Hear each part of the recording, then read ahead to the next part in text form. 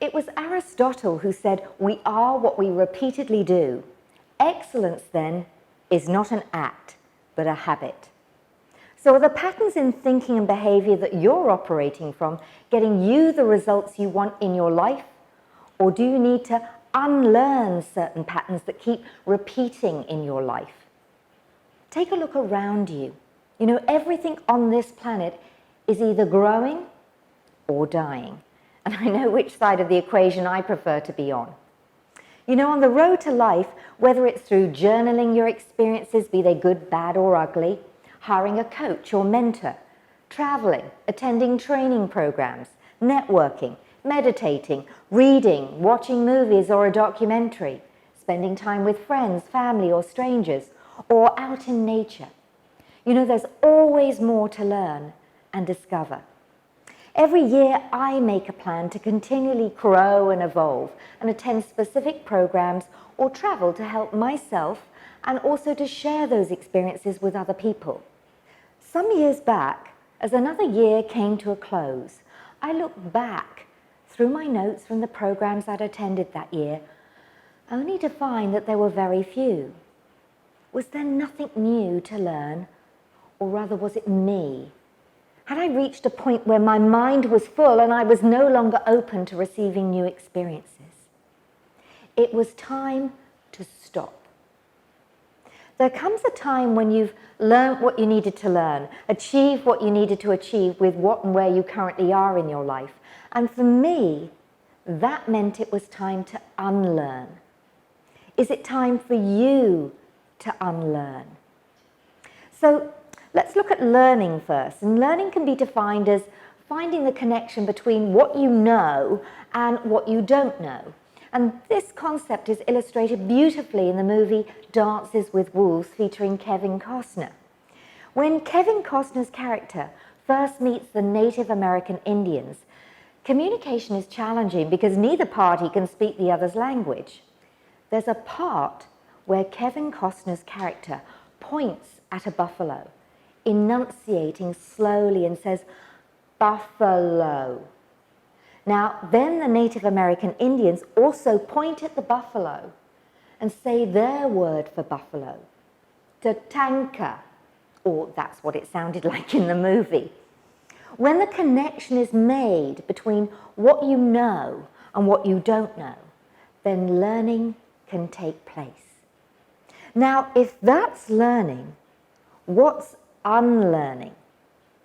Well, the definition of unlearning is to discard, forget, and stop doing something, such as a habit, but stopping in such a deliberate way because it's either bad or incorrect, or not getting you the results you want, or to where you want to be or go. I believe unlearning is recognizing patterns in thinking, feeling, behavior that's no longer serving you. It's letting go of memories and experiences that no longer suit you or fit you, like a set of clothes you used to wear. And unlearning is letting go of everything in your life that represents mediocrity. It's having the courage to say no. It's knowing that you are more, deserve more, and are a valuable asset to yourself and others. And this is a choice that you have to take. And remember, it's not always about acquiring more knowledge, learning more, or achieving more. So just for a moment, I want you to consider that when you wake up in the morning, how do you know to be you? I mean, unless you're wearing a pair of pajamas with your name neatly inscribed on the top pocket or have a name tag clipped to the bedpost.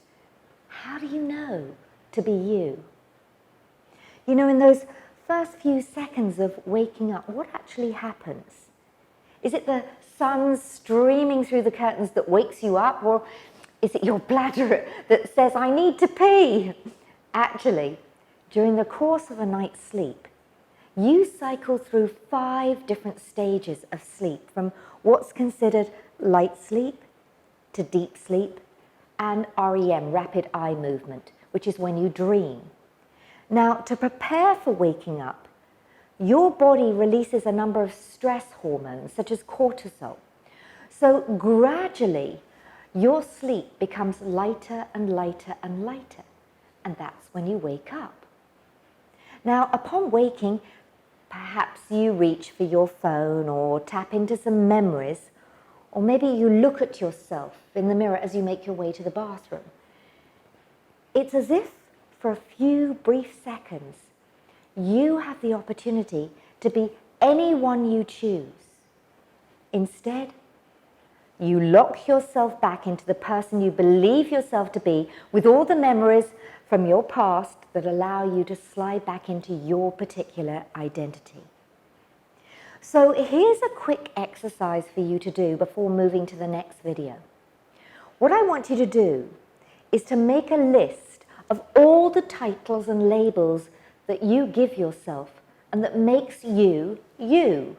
So this could be mother, father, daughter, son, manager, teacher, tea maker, cleaner, animal lover, shopper, gardener, driver, aunt, uncle, niece, nephew, investor, engineer, technician, carer, friend, acquaintance, cook.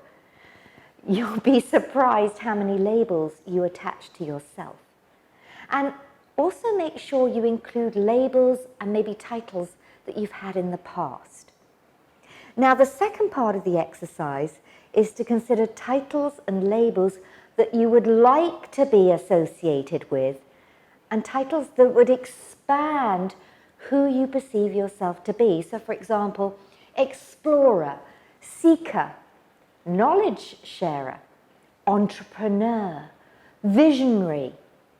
And what qualities would you like to associate with, such as being compassionate, grateful, wise, loving, joyful, which reminds me, of course, have fun as you do this and start thinking about how you can also embody these new titles and these new qualities. See you on the next video.